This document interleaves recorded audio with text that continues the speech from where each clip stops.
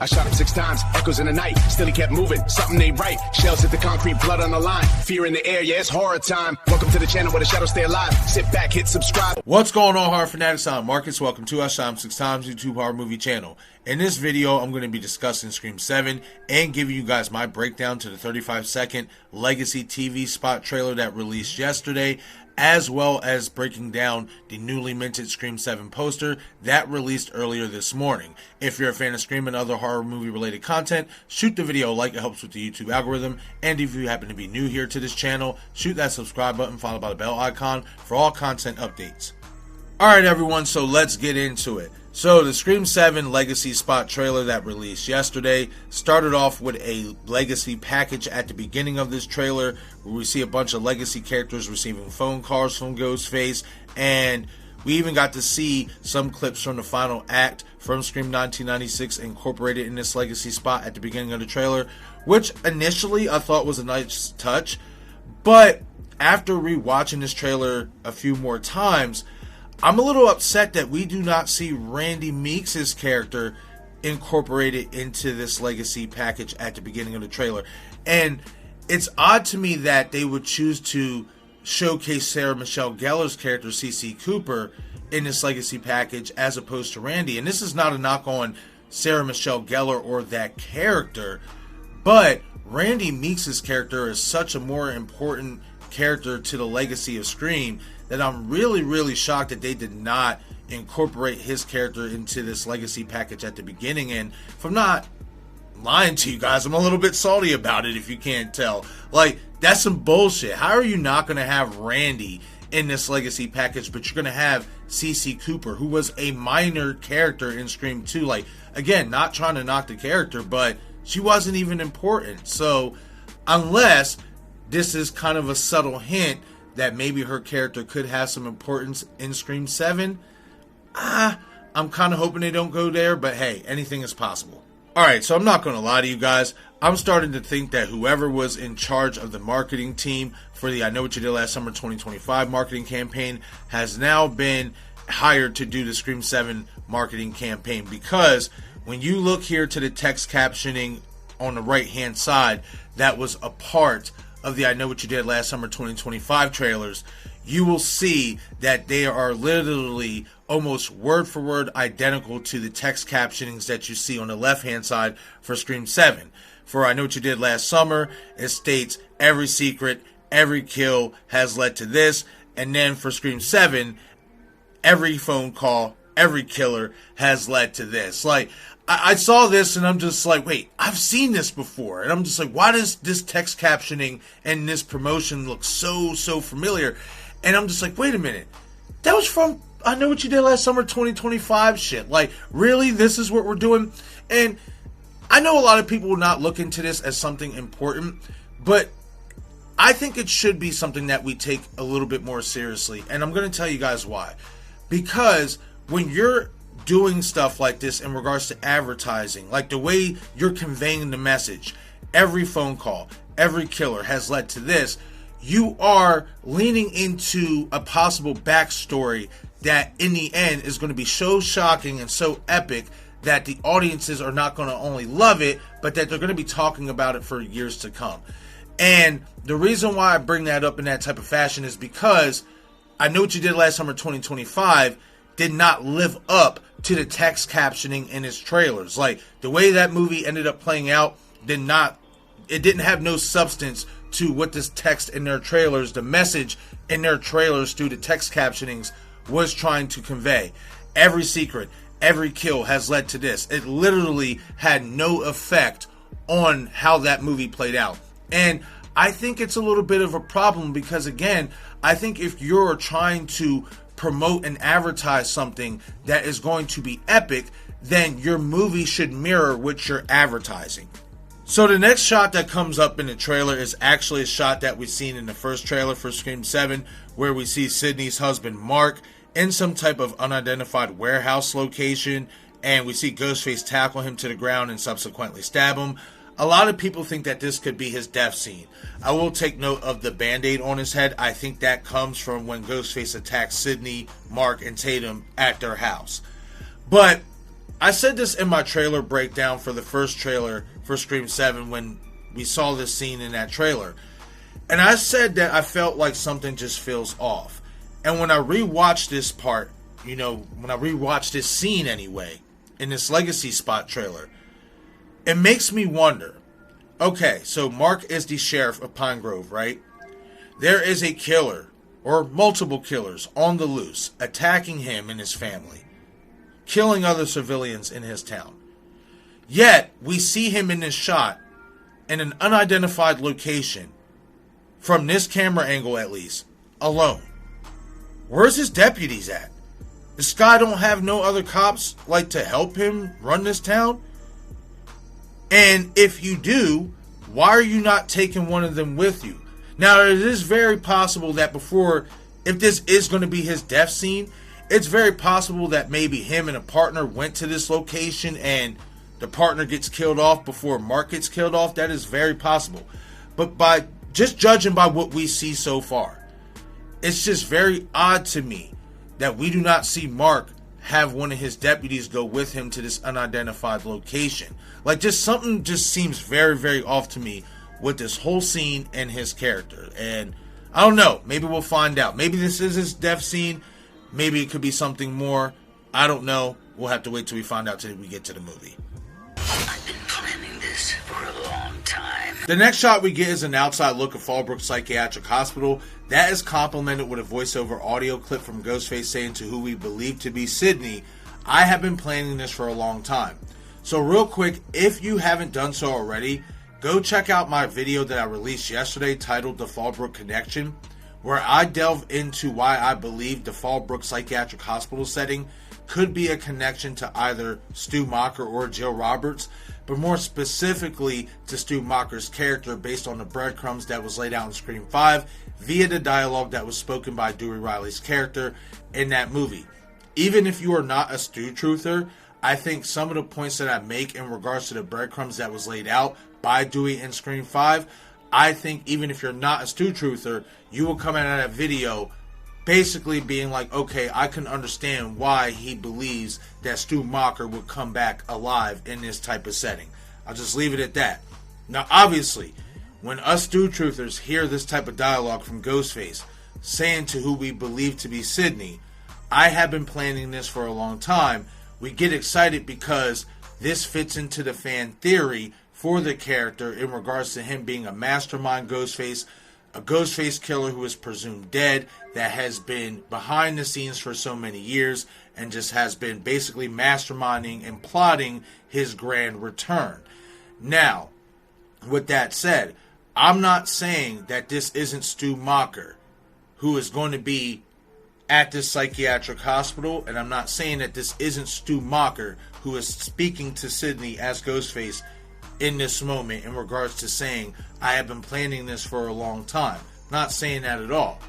But based on the next shot that we get in this trailer, I do think that we need to keep an open mind at least to the possibility that whoever this psychiatric patient that Sidney Prescott and Gale Weathers are going to be doing some digging on in Scream 7 may not be Stumacher. The next shot we see Sydney and Gale at Fallbrook taking a look at these drawings on the wall from the escaped mental patient that they will be doing some digging on.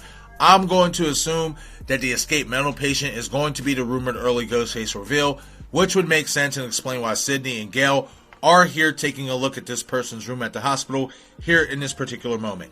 Now, there's two things that stand out to me in this shot. The first one being the drawings on the wall. Why this stands out is because we've seen drawings present at the Ghostface shrine in Scream 6, with many Stu truthers believing Stu drew them. Especially when you take into account the person who drew Principal Hembry's death had to be the person who killed him, because the only person who knew Hembry died in this position in his office that you see at the bottom of the drawing would be the killer. So, when you see these drawings here in the trailer, if you believe Stu drew the ones in the shrine, then you're probably thinking that these are his drawings here in the room at Fallbrook. However, I think it is clear whoever drew the drawings that we see at the Ghostface shrine in Scream 6 is not the same person who drew these pictures here seen in the trailer at Fallbrook. The drawings from the shrine look like a professional artist drew them, whereas these ones seen here in the trailer looks like whoever drew them are talented but not quite there yet. Not saying Stu couldn't have been institutionalized with whoever the patient is who drew these photos, taught, motivated them to draw. I'm just saying I don't believe these are Stu's drawings if you believe he drew the drawings in Scream 6. The second thing that stands out is the drawing of this unidentified female where I have the arrow pointed. It looks like Jill Roberts in this picture. I'm sorry, just the structure of it, it looks like that would be Jill Roberts. That's just me. I don't know if you guys are seeing it, but I'm seeing it. So again, everything that we have seen and heard in these trailers in terms of dialogue, certain imagery like the Fallbrook Psychiatric Hospital, play into the long-time theories that either Stu or Jill could return and be revealed alive, especially in this particular setting. Keep in mind, if Scream 7's storyline timeline is set in the year of 2026, like I assume it will be, then that would mark 15 years since Scream 4's release, which could also play into the dialogue spoken by Ghostface in regards to planning this new murder spree for a long time if Jill were to return. Your daughter is the same age you were when this all started. Another audio clip from Ghostface, and you know for certain he is speaking to Sidney in this moment because he says, your daughter is the same age as you were when this all started. So first and foremost, we get the confirmation on what Tatum's age will be, as she is going to be 17 years old in this film, the same age as Sidney was in Scream 1996. This means Tatum would have been born before the events of Scream 4, somewhere between 2009 and 10-ish, which is odd considering in that film there was no mention of Sidney having kids at all. Now, this is an obvious homage to how Kevin wrote Laurie Strode's alias character, Carrie Tate, and her son John in Halloween H2O. John was 17 in that film, mirroring Laurie/Carrie being 17 in Halloween 1978. I spoke about it in previous videos that I feel Sidney and Tatum's mother-daughter relationship could mirror Carrie and John's mother-son relationship to an extent. So this news about Tatum's character is no surprise to me. A fresh shot of Tatum being stalked by Ghostface in what I will assume to be her mom's coffee shop. And I gotta say, I think this is one of the best shots that we have gotten so far. I love how Ghostface is just creeping up on Tatum in this moment like a smooth criminal. This looks like a scene that is going to build tension. And this is something that I talked about in the first trailer breakdown video that I did in regards to what I've seen in that trailer. It looks like there's going to be many scenes in this movie that is going to build tension. There's going to be many scenes in this movie that is going to build suspense and be intense. And that is something that I really want to see in this movie, because I felt like Scream 5 and Scream 6 were kind of mediocre at doing that, to where the first 4 movies were excellent at doing that. So it's nice to see that we are getting hints that they are going back to their roots in regards to not only building tension for these chase scenes, but also building tension for the overall atmosphere. You do see Tatum has a cut on her forehead as well, which most likely will come before this scene happens, so it'll be interesting to see how she gets the first of many war wounds battling Ghostface.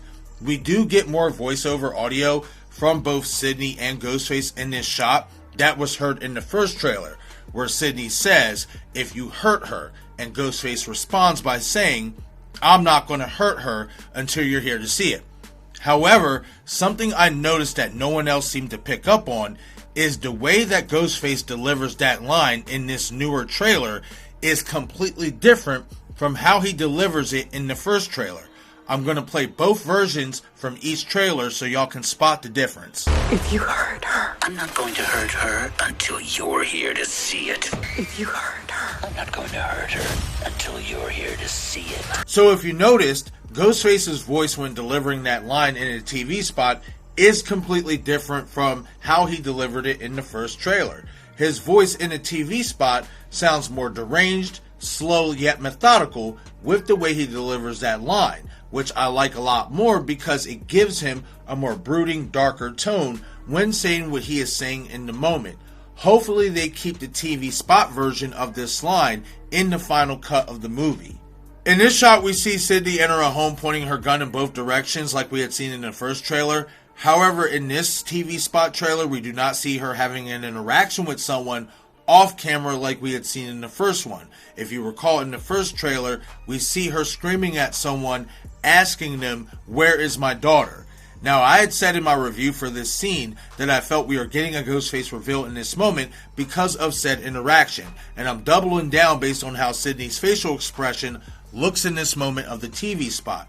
This is a look of shock in my opinion, which fits perfectly with someone she knows revealing themselves to be Ghostface. There's also this very brief shot in the trailer where you see Ghostface slowly walking down a set of stairs in what looks to be a house, knife in hand. So this could very well be the same exact scene. Though I will say, those tree branch looking shadows by the corner of the wall also has me feeling that this moment where Ghostface is walking down the stairs could be at the theater where the Fairy Princess play takes place. We see Tatum running, and I'm going to believe she is heading towards her mother's coffee shop. It has been rumored and speculated that there will be a chase scene from this theater to Sidney's coffee shop, so this could be it right here. One way or another, I am super excited to see Scream 7 have a lot of chase scenes. Again, this is something that the last two movies, Scream 6 did a better job with it, but Scream 5 was terrible with the lack of chase scenes. And I'm just really excited to get back to basics. That's what makes Scream so incredible. The chase scenes, the suspense, the tension building, the hipness, everything. It looks like Scream has got its swagger back. Well, this don't look good, does it?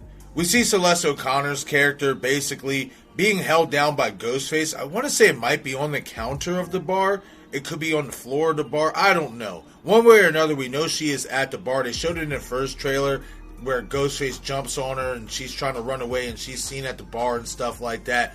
So, obviously they hint at her dying, but I don't know. I have a feeling she's going to end up being the female Chad. I'm book it. I'm calling it right now. She's going to end up getting stabbed quite a few times, but they're going to end up bringing her ass back at the end. They're not going to kill her off. She's going to go through it. She's going to get fucked up. But in the end, she's going to be like our boy Chad is, just in female form. She's going to be the female Terminator, basically. Not going to lie to you guys, I never thought I'd see the day I'd see Ghostface teep kick somebody during an attack scene. But as an MMA fan, I approve of this message. Now, we see Ghostface literally kick the shit out of Mark Evans here in this brief moment of the Legacy TV spot trailer. And I don't mean to rant, but I don't know if you guys have noticed this, but in the majority of the scenes that we have seen Mark Evans in these trailers, he looks fairly weak. They have him look like he's almost going to die. And then right out on his front lawn, they have Ghostface literally fucking MMA kick the shit out of him. You can't do the man in a house like this.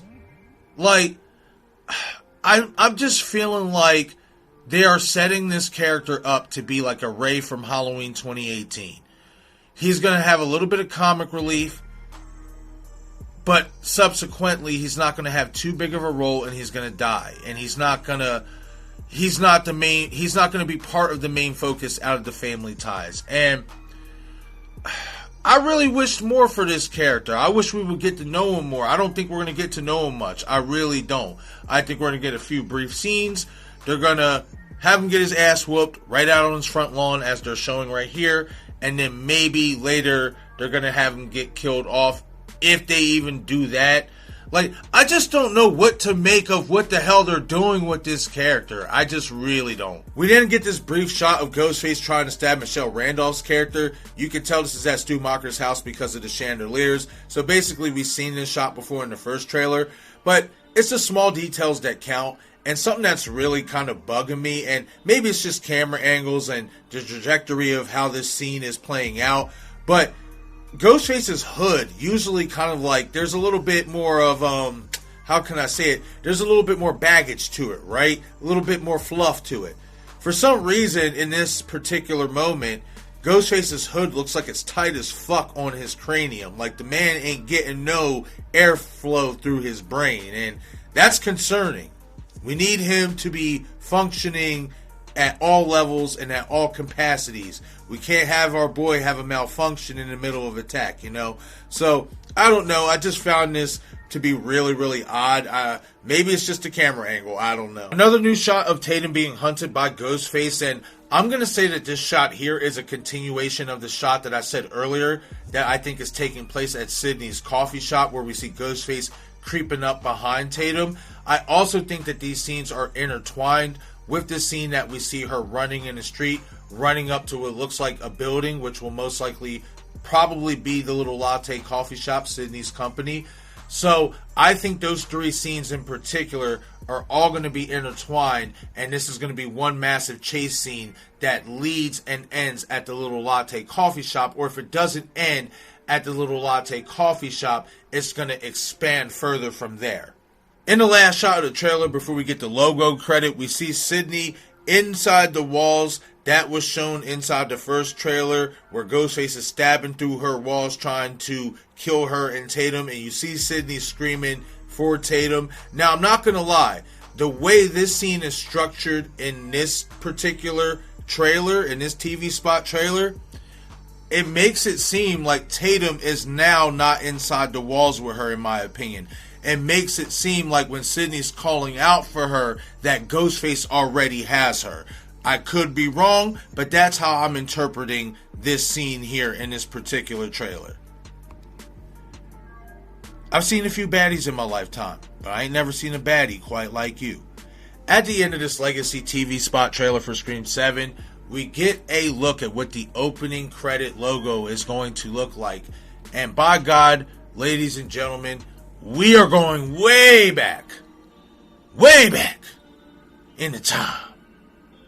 We are going back to the standard, the GOAT, the OG Scream 1996 logo, where you get the red fading in the background, overlapping in the front, you get the letters clashing, you get the knife sound clashing, the whole enchilada, the whole kit and caboodle, everything. The greatest opening credit logo in the entire Scream franchise, in my opinion. This is childhood for me, ladies and gentlemen, which is why I'm so ecstatic. But I also think it's a testament to how much love from a legacy standpoint they are going to be putting into this movie, which makes me really, really excited, because we love our legacy characters, and if they're going to bring them back, we want them to do them justice, and not only just do the characters justice, but do the overall feel of what a Scream movie is justice, from the opening credit logo to the end credit logo, to the music, to the score, everything. So super excited that we are going way back, way into time, and they are using the original opening credit logo for Scream 7. And I'd be remiss if I didn't mention we do hear Stumacher's voice at the end of this trailer, much like we hear at the end of the first trailer for Scream 7, once again saying this is going to be fun. So I'm going to go on a little bit of a detour here, so bear with me. But I've been keeping my gun in the holster for quite some time in regards to the leaks that suggest that Stu is only going to be returning in this movie in AI form. And I'm finally ready to fire my shots, break down and give you guys my reasonings for why I don't believe him coming back in this way makes sense. For starters, as you see in the overlay underneath Matthew, you do not need the actor physically present to use them in AI form. You just need the permission to use their likeness. We know for a fact Matthew shot scenes for Scream 7 on set physically.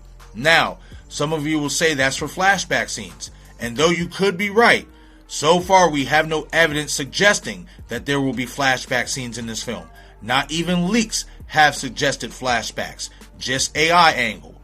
Now, the big question I pose to non-Stu truthers is this: if Stu is only returning in AI form, and there is no epic plan to reveal that he's alive, or to do anything groundbreaking with the character at all, why feel the need to keep him physically shooting scenes a secret to begin with, only to leak it out that he is in the movie and shooting scenes on set physically, out of fear that somebody else who was or wasn't attached to the project would secretly leak it out first?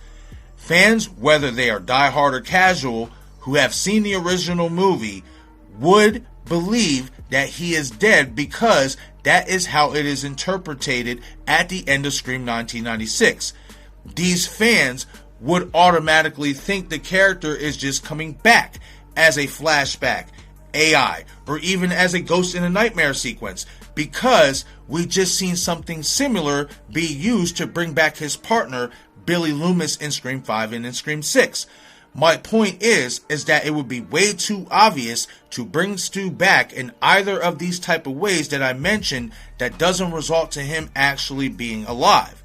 Creators also know that part of the fan base who believes Stu is alive would not be shocked if he returned in this movie in AI or flashback form, because we don't expect them to let their fucking nuts hang, take a risk, and capitalize or give a payoff to the breadcrumbs that have been laid out over the course of the franchise that point to Stu being alive. So, if you were to say they intended to keep him being in the movie, physically shooting scenes for the movie, a secret as a way to surprise fans who want to see him return, only to reveal him as an AI-generated character, there really is no surprise element for us when we already expect this is what they're going to do with this character anyway. Now, if Leslie Mocker is revealed as the killer in Scream 7 and we get to see some old home video flashbacks where we see Stu and we get to hear him speak or even get some voice recordings, then it could be possible to simulate what he would look and sound like using AI 30 years after his death. However, that is just a simulation. It's not a definitive description of what he would actually look or sound like, leaving the door open for us to spot specific clues to be able to tell if the quote-unquote AI video of Stu is really AI or not. There is also no evidence at this time to suggest that there is anything like that in regards to home videos or recordings of Stu that will be making an appearance in this movie, not even leaks. Why that is important is because the killer would need access to these type of things in order to use Stu in any type of AI form. Roman was able to use everyone's voice that we heard in Scream 3 on the Scream 3 voice modulator because he had close access to these people from working with them on the set of Stab 3. He was even able to obtain Sidney's voice by calling her and recording it to use against her, something that I actually do feel that he did to Maureen Prescott in regards to calling her in order to get her voice so that he can use it later on down the road. That's how I believe he did get his voice, is he ended up calling his mom, got her voice, and then obviously saved it and used it for later. These are all the reasons why I don't think the AI angle for Stu makes much sense, because in my opinion the killer would need entirely too much to be able to pull off getting a good enough AI version of the character to make this angle believable for fans to buy into Sidney believing it, which is why I believe if we get a video of Stu from present day, he will be alive and in the flesh. Now, earlier today we got the release of the new official poster for Scream 7, and I gotta tip my hat to the marketing team and to whoever did this poster up. They did an excellent job, a spectacular job. I can go on and on. The attention to detail in this poster is just off the charts. I don't think they could have done a better job, and I'll just leave it at that. Now, I was watching my good friend Killjoy Jake's video earlier in regards to the new poster, and he shared his opinion on what he felt he was seeing. And though some of my opinions will be different, I want to give a shout out to him because he made me look at this poster differently than what I would have before. So we get to see a broader look at all these characters for the first time that are going to be appearing in Scream 7. And the one who stood out to me, much like with Jake, was Sam Reckner's character Ben, because Ben is going to be playing Tatum's boyfriend. As you can see, he is wearing a blue plaid button-up shirt, which is usually a dead giveaway that he is going to turn out to be one of the killers based on this trope serving true throughout the entire franchise. However, I spoke about this in my trailer review, that you see someone with a plaid button-up shirt being drug away by Ghostface. Now, originally I thought this would be Asa Germain's character based on the hairstyle, but now that we have this poster with Ben wearing a similar shirt, this might be him.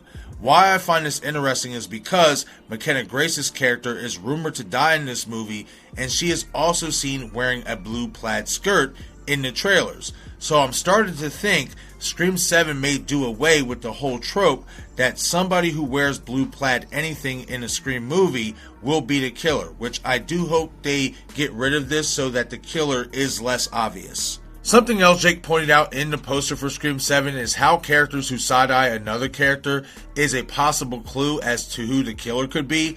And weirdly enough, you do see a pattern of this in these posters starting in Scream 6. For example, Josh Segarra's character Danny, seen at the bottom, is seen side-eyeing Tony Revolori's character Jason in the Scream 6 poster.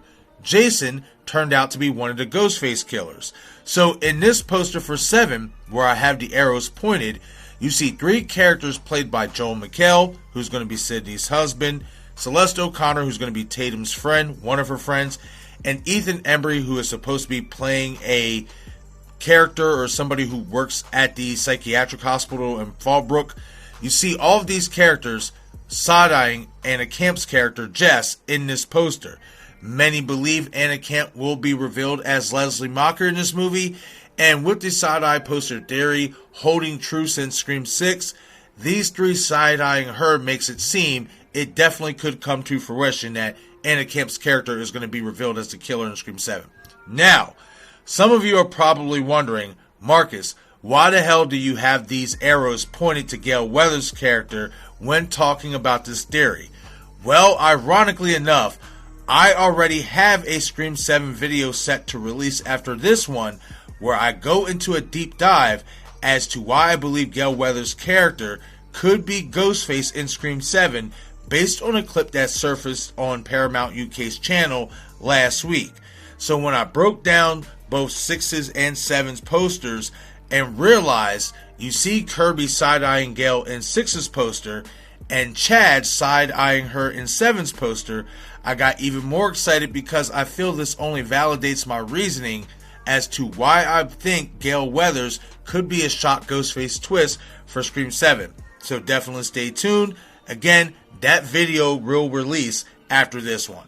Alright everyone, that is it for this Scream 7 TV spot trailer breakdown as well as poster breakdown video. Leave a comment down in the comment section below and let me know your thoughts on everything that I discussed here in the video. Let me know your thoughts on the TV spot trailer. What were your favorite moments of it? Do you think Fallbrook Psychiatric Hospital is connected to Stu? Or do you think it's connected to Jill or somebody else? As well as let me know what you guys think about the posters. And do you think the posters with the whole side-eye theory give a clue as to who the killers could be? Once again, I am Marcus and this is our Sham 6 Times YouTube Horror Movie channel. Be sure to follow me on all of my social media platforms. Thank you all for watching.